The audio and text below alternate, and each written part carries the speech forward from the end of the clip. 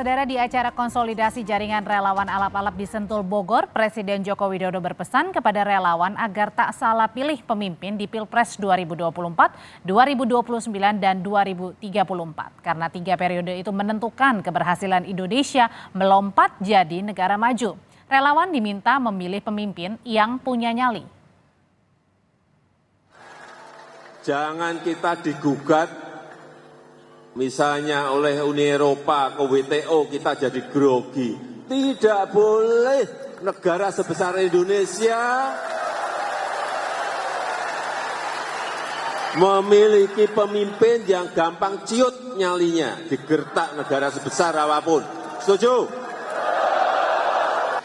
Oleh sebab itu, dalam 3 kepemimpinan ke depan itu sangat menentukan sekali. 2024, 2029, 2034 itu sangat menjadi krusial dan kunci negara ini bisa melompat maju atau tidak. Oleh sebab itu, kita semuanya harus berhati-hati memilih pemimpin di 3 periode ini. Dalam konsolidasi relawan hari ini, Joko Widodo kepada relawan meminta jangan sampai salah memilih pemimpin di Pilpres 2024, 2029, dan 2034. Bahkan ajak memilih pemimpin yang bernyali, yang tak mudah digertak. Pesan apa sebenarnya yang bisa dicerna dari pernyataan Jokowi ini? Kita akan kupas sore ini bersama dengan Ketua Umum Seknas Jokowi, Rambun Tjadjo, dan Burhanuddin Muhtadi, Direktur Eksekutif Indikator Politik. Selamat sore semuanya. Selamat sore, Mbak.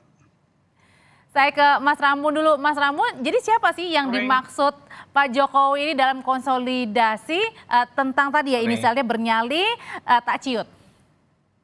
Ya, kalau bagi kita sih karena kita kan sudah memutuskan untuk mendukung Pak Mas Ganjar, dan kalau kita melihat semua ciri-ciri kepemimpinan, perilaku dan yang lain-lain sih buat kita yang dimaksud adalah Mas Ganjar ya.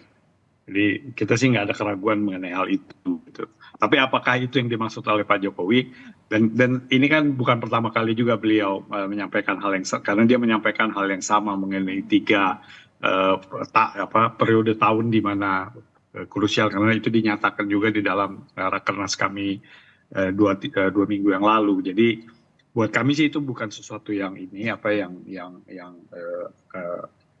yang terlalu asing bagi kami, dan tangkapan kami sih sebagai organisasi dan sebagai organisasi pendukung Mas Ganjar, dan kita sudah melihat semua sebagai pilihan kami ya.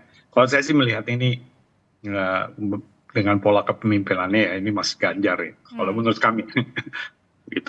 Oke, kalau Mas Burhan sendiri ngelihatnya benar untuk yang tertujunya kepada Mas Ganjar, karena kalau tidak salah ini bukan kali pertama ya Pak Jokowi berbicara tentang pemimpin yang berani, karena sebelumnya di bulan Juni juga pernah Pak Jokowi sebutkan itu pada saat Rakernas PDIP. Jadi pertama kalau saya melihat pernyataan Presiden Jokowi ini itu sebenarnya maknanya lebih normatif ya. Jadi siapapun setuju jika Indonesia memilih pemimpin yang bernyali, dan pada titik tertentu ketika Presiden Jokowi memberi contoh pemimpin yang bernyali adalah pemimpin yang tidak takut gertak negara lain, kemudian mencontohkan kalau misalnya ada gugatan WTO kemudian tidak langsung ciut, itu kan sebenarnya beliau sedang mencontohkan dirinya sendiri untuk bisa dilanjutkan kemudian diikuti oleh para pemimpin nasional ke depan.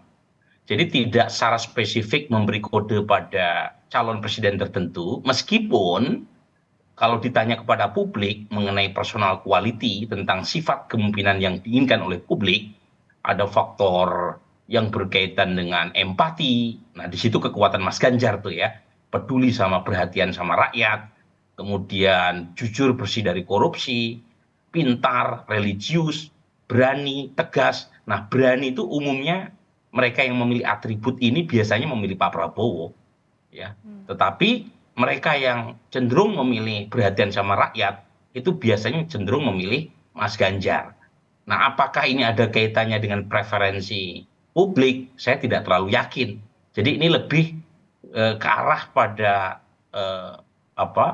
semacam ini kriteria normatif yang harusnya dimiliki oleh siapapun, dan Presiden Jokowi sedang memberi contoh dengan merujuk pada pengalaman real beliau sebagai presiden 2 periode yang seringkali menghadapi gertakan dari negara luar. Tapi kenapa Mas Burhan berkali-kali Pak Jokowi ini menyebutkan pemimpin ini harus yang bernyali, tak ciut, apa yang sebenarnya ingin disasar dari pesan Pak Jokowi ini? Lagi-lagi tidak terlepas dari misi yang beliau sedang lakukan, mengapa kemudian beliau mengatakan cawe-cawe terkait dengan kepemimpinan nasional itu penting.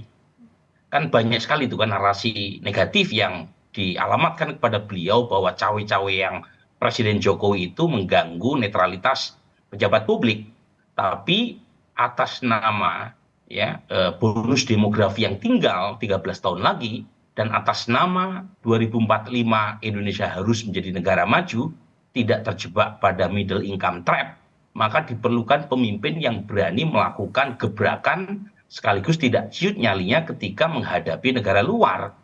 Dan itu seringkali beliau contohkan misalnya berkaitan dengan hilirisasi yang sedang beliau lakukan, misalnya terkait dengan smelter.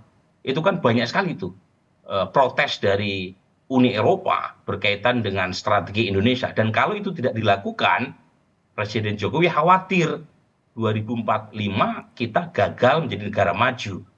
Jadi bonus demografi yang tinggal 13 tahun itu kemudian berubah menjadi bencana demografi. Karena orang keburu tua sebelum kaya. Dan kalau sudah tua tidak produktif lagi, negara harus memberikan subsidi. Nah ini kekhawatiran-kekhawatiran itu yang menurut saya lebih memberi semacam pendorong buat Presiden Jokowi untuk mengulang-ulang narasi tentang pemimpin bernyali. Oke, kalau bagi Mas Rambun sendiri kan kalau tadi kan masih menerka-nerka ya, ini untuk siapa nih sosok yang dimaksud oleh Pak Jokowi begitu. Nah tapi sebenarnya kalau setiap kali bertemu dengan Pak Jokowi, ada nggak sih mungkin pesan-pesan yang disampaikan dari belakang, kira-kira harus mendukung siapa nih? Beliau sih nggak pernah secara tegas ya menyampaikan itu, selalu ketika ditanya dia kalau tidak tersenyum ya tunggu saja gitu ya kan seperti biasa. Jadi buat kami sih itu mungkin posisi yang beliau harus ambil ya untuk supaya dia menjadi beliau tidak menjadi kontroversial dan juga menjaga netralitas dan kita sebagai warga negara sepantasnya juga cukup menghormati apa yang beliau lakukan ya. Tapi kalau bagi kami sih melihat, kami kan ketika kita memberikan dukungan kepada Mas Ganjar Pranowo itu, kita kan juga melihat ukuran kita itu ketika kita melihat benchmarkingnya apa sih patokan kita. Patokan kita adalah Pak Jokowi karena kita adalah pendukung Pak Jokowi gitu ya.